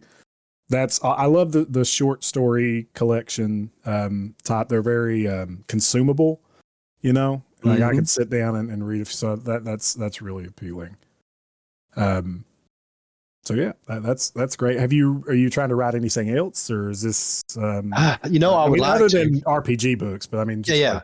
No, I'd like to write a novel. I'd like to get into that at some point. I just haven't made time, doing other things. And of course, the last 5 years, pretty much been consumed with the board game. It's taken up a tremendous amount of my time and other hobbies and raising a family and just work and, everything gets in the way. I'll just stay busy. But I would like to write a novel. And I've had several people ask me when I'm going to live long enough. Maybe that'll be something I do. I would like to do that. All right. Well, that's awesome. I'm excited to hear it. We'll have to have you on the show when you write it. We can talk about it. Sounds good. So let's move on. Let's kind of start winding down a little bit. So again, we got told by Jay you were the best DM he's ever played with. Wow. So we gotta, he was singing your praises pretty hardcore. Are there any tabletop experiences you'd like to share? And we got about 15 minutes or so left, and we do a little thing at the end where I'm going to kind of rapid fire some questions at you. And we actually have some listener submitted questions to ask you. Okay. And they're not about anything in particular, but Steve from Critical Encounters sent me a list of things that he'd like to hear some people answer, and we're gonna shoot those at Joe here shortly. But just if you could real quick, or kind of give us the short and hairy of it, of some of your favorite tabletop moments that you've had, or anything that kind of stood out, some funny anecdotes or anything like that. Oh, I've got a few. Some, as you mentioned earlier, may not be necessarily appropriate for all audiences. You run into a little bit of everything. For our podcast, Joe, I'm going to be honest with you. Again, I don't know if you listened to the podcast before, and it's probably a good thing you didn't. But ours, it's good. Whatever. Well, I'll leave you. I can share one with you here in a moment, but I'll leave you. I'm not going to expound on this one. I'm going to let your mind and the audience's mind fill in the gaps. But there was a situation where two distinct magical items both made their way into the hands of the group. One was a wand of paralysis, and the other was a belt of gender change. And there was a very interesting session that came about between the interaction that happened in the group when those two items both got produced at the same time. So I won't expound on that, but you're probably able to fill in some blanks there. That was kind of a crazy session. Maybe we don't run Mystic Forces together. Maybe you just talk about it and we don't play. That was an old Dungeons and Dragons story there. Yeah, that wasn't Mystic Forces. So that was probably, I want to say I was probably about 14 or 15 years old when that one came up, and that one turned into a session of much debate among the players. Let's just put it that way. There was a lot of arguing and back and forth with that one. But probably one of the most memorable ones for me would be probably my first session ever playing that my brother ran me through. It was kind of a lesson learned moment. Again, I was probably 11 years old or so, but I can still distinctly remember the hard lesson that I learned. So a figure enters into this tavern, and he is obviously someone not to be messed with, because everyone sort of backs away and gets quiet and pulls back from him as he comes in. And he's got this familiar little dragon looking creature sitting on his shoulder, and he's got a hood on. You can't even see his face, but you can see a pair of what appears to be slightly glowing eyes back under his hood. And he walks up, and the bartender nervously walks up and begins to serve him, and stuttering and stammering all over himself. So he was clearly someone of importance and just maybe powerful. And well, I didn't take a lot of those cues, so I'm trying to understand as an 11-year-old how to progress a story or what I should do. He's pretty interested, and everyone else is scared of him. I'm going to go talk to him, So I belly up beside him to the bar and start firing questions, and my brother's playing him as just this really dark, somber individual that doesn't want to be bothered. And of course, I kept pressing the issue and wanting to know this and wanting to know that. And he's like, well, meet me out back and I'll tell you, and I can actually share with you where you can get into an adventure and where some treasures lie if you want to help. And so the short version of this one is that I ended up in the alley to meet him. And I wake up some hours later at the edge of dark, not understand what happened, with a huge lump on my head, and all of my items are missing. And so I actually set out a big part of that session watching my friends and my cousins get to play out the rest of the story, and me just trying to figure out how I was going to get my gear back and what we were going to do. And so that one really stood out to me as, you can't just rush into things. You need to learn to respect some of the NPCs. And that, again, it was just a learning experience for me, Sometimes the you whole have storytelling. To. Sometimes you have to, as a DM, you got to teach your players, like, hey, he taught me. We got to establish some boundaries at some point, right? Yeah. So I learned right on. You don't just ignore the cues that the GM's trying to give you. You need to pay attention, know when to shut up and back off, and when you can act like the big, brave, bad hero that I thought I was. And I didn't. I woke up in the alley with pretty much everything I have gone and just wearing my small clothes. And so that was pretty memorable, my first exposure into it. And I learned, there's intricacies in these games. You got to kind of pay attention to what's going on. You can't just run amok and do whatever you want. There's consequences. And there's, so anyway, that one to me really stands out. And I guess one of the reasons is because it was the first time that I was ever pulled into the immersive world of RPGs. Yeah. That's awesome. That's fantastic. Any others that you can think of you'd want to share? Anything interesting going on in your current campaigns you're working through?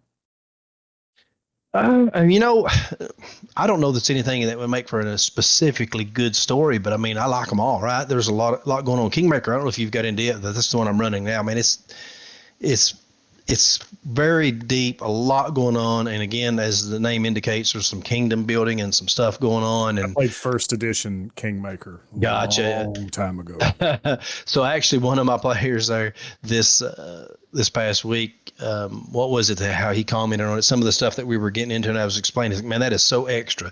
And it really is, man. There's just definitely a lot going on with this adventure, but it's really intriguing, though, to see how all the different elements come together and just all of the variety and the options that there is for how to progress. And I like that. I don't necessarily like the stories that are so linear that they steer you in one way and it's very obvious you only have one way to go and that's how things have to be. I like it when you have lots of options. You can kind of choose which path to go, what to do when. Those are more difficult to run, typically speaking, but they're, in my opinion, the much more rewarding. And that's actually how I try to create and write all of my Mystic Forces adventures too. I don't want to make a strictly linear path. I try to give a lot of options and a lot of ways that things can play out depending on whatever option that the party may take. So yeah, they're all interesting though, man. They're all fun. You mentioned Jay. I'll throw this one out there too. I know we're winding down on time, but Jay tends to bring this up too. I ran a little quick session of Mystic Forces for him and some others over here at my house. It's been a little while back, and he tends to bring it up pretty often. But he found a relic floating in water, and there was a rune and such, and there was. He told this story on the other. Did he tell you about it? Okay, so he tells you about how he freed the creature that was inside of the orb. Right when he touched it, it activated the rune, and it melts, and the spider comes out and attacks him. And so, as fate would have it, Jay's the one that gets bit. And he quickly succumbs to the venom of this spider, and it begins to make him hallucinate. And he sees all of his fellow characters and friends themselves as creatures and mutants, and it scares the daylights out of him. And so, he's just trying to get away. And Jay did such a great job. I love it. Jay did a great job of playing out his character as the character should be played, right? Trying to get away and trying to run. And so he runs, man. He thinks that these are creatures and he's trying to get away from them. So he does everything in his power to stop them from getting him and just trying to get away. He runs off into a dark passage, about knocks himself out running into a wall once or twice. But, we had a good bit of the session of the group trying to get to him before he killed himself and just trying to catch him. I mean, and he was pretty quick. So it wasn't an easy task, them trying to run him down and hold him down and to free him from the effects of the hallucinogenic venom that got unleashed on him by the spider. So we talk about that one pretty often too. So it's funny that you said that Jay told the same story, but that was a really fun. That was a really fun session too. So he recalled it fondly. He said that you rewarded him with some inspiration points or character points or something. Yeah, there you go. Character points. Absolutely. Exactly. There you go. I mean, somebody's going to play their character that well. They deserve something. Yeah. Yep. To the detriment of the rest of the group. You do, yeah. It was a good story and it was funny. So it was a lot of fun. It was good times for sure. Good deal. All right. So we do with Jay at the end of the last episode. I asked, so we'll ask this. So Cody, you got any other kind of final questions for Joe before we get into any? Nah, nothing. This rapid fire round.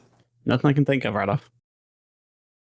All right. So Joe, I want to ask you some rapid fire questions. And so the suggestion from Steve, and this is not Steve of Bolt Action, Steve. This is Steve of host of the Critical Encounters podcast, a podcast about Marvel Champions living card game. You ever played it, Joe?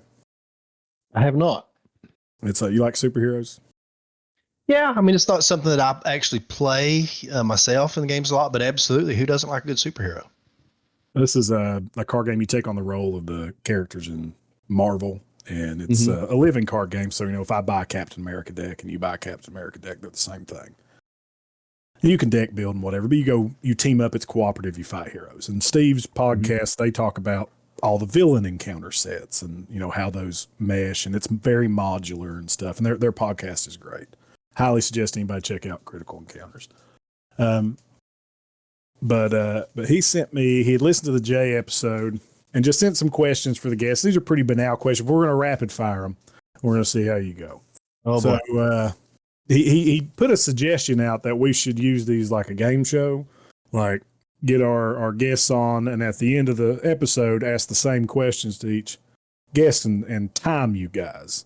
And whoever answers the fastest wins. So I'm probably going to disappoint you, so just brace yourself ahead of time. But go ahead. I'm going to time you here, and we're going to see how this goes. This may be the worst podcast thing we've ever done, but it sounds fun, and I want to do it. You may have to edit this out, but go ahead. Yeah, we don't edit anything. We have an editor. It's Travis. Travis he's a saint, but he tends to sometimes leave in things that make me look stupid. I think he does it on purpose. He does. And it's good. Love you, Travis. All right, so we're timed. All righty, here we go. And all right, tacos or pizza? Pizza. Android or iPhone? Android all the way. Playlists or podcasts? Podcast. Cats or dogs? Dogs. Waffles or pancakes? Waffles. Heroes or villains? Heroes. Dungeons and Dragons or Pathfinder? Pathfinder. D20 or percentage based? Ooh, I'm going to say percentage based. Milestones or experience? I tell you, I like experience. I mean, they both have their place, but at the end of the day, experience for me. DC or Marvel? Marvel. All right. That's 45 seconds. What? New record. We got to find some more questions to ask, but I like that. How many of them match Jay? I want to know. Oh, Jay, we didn't. Jay was we didn't do any of that. For Jay. We just kind of. Okay. Aaron asked him what kind of bush he was going to pick. So if you were a bush, Joe, what kind of bush would you be? I guess I'd have to be a barberry bush. Okay, what's a barberry bush? Explain to the people. I mean, it's just in my opinion, it's a nice looking bush. You grow around your home, and it's it'll protect itself though, man. You got to watch. You get stuck on them things. But yeah, when you're freshly cut one and shape it, man, it's nice bright green, and then the outside of it turns a nice burgundy red color, and they're just really pretty. Yeah. My parents have those all over the place. I've stepped on thorns many a time. Yeah, you got to watch them. They'll stick. Sounds lovely. But they are pretty. So you're pretty, but you'll stick you. Yes, attractive and dangerous all in one. You heard it here, Joe Meade. Attractive and dangerous. Well, Joe, that pretty much does. Is there anything else you want to share that you're working on, or? No, not really. I just appreciate you guys having me on. I hope everyone does go and checks out, mysticforces.com, looks at the products, tries the RPG, and hopefully I'll make another go at trying to fund Omens of Destiny and see that manufactured one of these days. Probably a really big endeavor for my first board game. A lot to it. It's kind of a heavy game with a lot of content and not necessarily cheap to produce. I've got right at 450 cards that are included in the game, many of which are tarot size. So it's a lot of work. But I hope you'll check it out, and I hope I get a chance to maybe run some Mystic Forces for you guys or show you Omens either in person or on Tabletop Simulator. Absolutely. That'd be amazing. So, Joe, where can everybody find you? What is your social media presence, or where can people find all your different stuff? And we're going to link to this stuff in the show notes, but you can say it out here. Yeah, so mysticforces.com for sure is kind of the one-stop shop. You can read about it. There's a products page that lists everything there. You can actually look me up on Discord as well. I got a Discord server. Feel free to join and hop in there and chat me up if you see me on there. But it's discord.noblequests.com is the invite link into that. And then there's a Mystic Forces as well as an Omens of Destiny Facebook. You can look those up. I'm also on Board Game Geek, so you can look up Omens of Destiny there. There's quite a few of the videos and some information there as well. May start getting into some YouTube before long, but really don't have much of a presence there. But those others are the mainstays where you'll find my content. Yep. And you can talk to Joe here in the Hills Have Nerds Discord too, and get his Discord link. Go over there and visit that stuff. What is your Discord handle here? Norqualen? Norqualen, yes. Norqualen? Yep. Okay. I do got it. What is the significance of Norqualen? Norqualen is a legendary figure within the Mystic Forces world. He's actually a direct descendant of the Kilgar family, so his name is Norqualen Kilgar, and some of his forefathers played a very huge role in some of the events that shaped the world of Arathar that Mystic Forces is set in. Okay. Awesome. This is your self-insert character in your Mystic Forces stuff? Kind of, sort of, yeah. Yeah. Well, you gotta have it. You gotta have. I mean, we play a Pokemon tabletop RPG, and the champion of the realm is me. There you go. There you go. The Pokemon League champion is champion of the realm. Lord, I got high fantasy on the mind. The Pokemon League. So we can overthink him later. Yeah, he's good. He's good too. All right, Cody, where can people find you? I've been doing a stream that's weekly on twitch.tv/Coffee Break Lounge. Yeah, currently just on Thursdays. Yep. And in our Discord. Yep. You can find Cody here in the Discord where you can come and chat about all the Hills Have Nerds episodes. This is something we just opened up last week, and we've had quite a few people join in and a little bit of conversation around some of the episodes we've released. And again, we're getting feedback for questions asked the guests. So this has been pretty popular, and we're excited to do more. And Joe, we're going to have you on again. Yeah, holler at me anytime, man. At some point, man. Enjoyed hanging out with y'all. Yeah. Yep, I did, and I hope you guys continue to grow. And I like what you're doing, and I like the concept, and keep it going. Yep. Again, so I'm Josh with the Hills Have Nerds. If you want to find me, I'm here on the Discord as Josh (THHN) or Winkster, wherever else you may find us. You can, if you enjoyed the episode, let us know. Talk to us here on Discord about it, or send us an email at hillshavenerds@gmail.com, or come on our Facebook. Just go to facebook.com and search the Hills Have Nerds. You can find us on YouTube. Just search the Hills Have Nerds, where we post some back dates of podcasts. Mostly we're on Spotify, and wherever you get your podcast fix, you can find new up-to-date episodes of the Hills Have Nerds. The YouTube's starting to roll out. We did some reviews of Holler Critters that Jay Shepard put out, and we're going to have the new set that should be out by now, maybe, or coming around now. When you're listening to this, I'm going to be on vacation. So just letting you know, this is coming out middle of July. I will be on vacation with my family, so I don't know how much the podcast is going to be on my mind. But yeah, email us. Let us know what you thought about it. Contact Joe. Pick up some games. Whatever you would. We appreciate everybody listening, and thank you again, Joe, for being here with us at the round table of nerddom and shilling your stuff. Yeah, my pleasure. Thank you, guys.